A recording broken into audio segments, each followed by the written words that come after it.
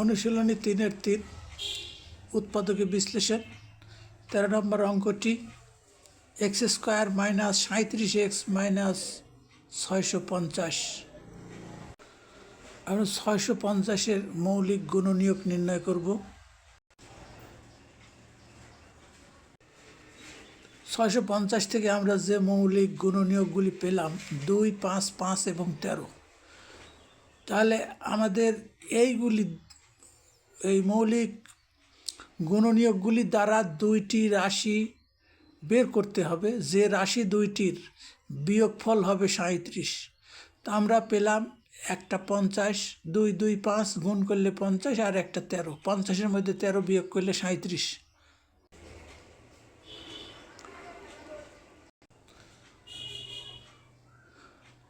তাহলে আমরা এই লাইনে যেমনটি পেলাম x² - 50x + 13x - 650।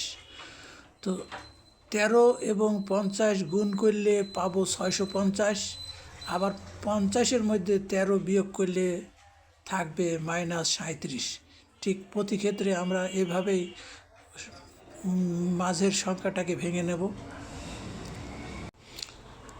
প্রথম রাশি দুইটি থেকে আমরা x কমন নিয়ে পেয়েছি x - 50। শেষের রাশি দুইটি থেকে 13 কমন নিলে x - 50। সুতরাং আমরা উত্তর পেয়ে গেছি x - 50 × x + 13।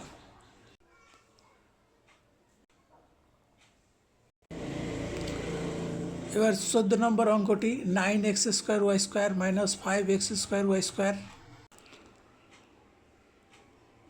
5xy² -14y²। আমরা দেখতে পাচ্ছি তিনটি রাশির মধ্যেই y² আছে, সুতরাং y² কমন।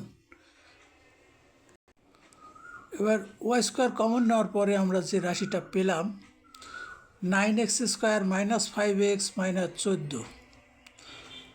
তো আমরা এতক্ষণ দেখেছি x² সাথে কোনো সংখ্যা ছিল না, কিন্তু এই অঙ্কে x² সাথে 9 আছে এবং শেষে 14 আছে। সুতরাং এই 9 গুণন 14 এর গুণনীয়ক বের করতে হবে। এইখানে গুণনীয়ক বের করাই আছে, আর বের করার দরকার নেই। তার মানে 14x এর মধ্যে থেকে যদি 9x বাদ দেওয়া যায় তাহলে -5x, যেটা আমরা পেয়ে গেছি, আর ভাঙার প্রয়োজন হবে না। এবার সেকেন্ড ব্র্যাকেটের মধ্যে প্রথম দুইটি রাশি থেকে আমরা x যদি কমন নিই তাহলে পাচ্ছি 9x - 14। এবার শেষের দুইটি রাশির মধ্যে কোনো কমন নেই, আর আমরা তো জানি কমন না থাকলে ধরে নেব 1 কমন আছে। সুতরাং 1 কমন নিলে আমরা পাচ্ছি 9x - 14।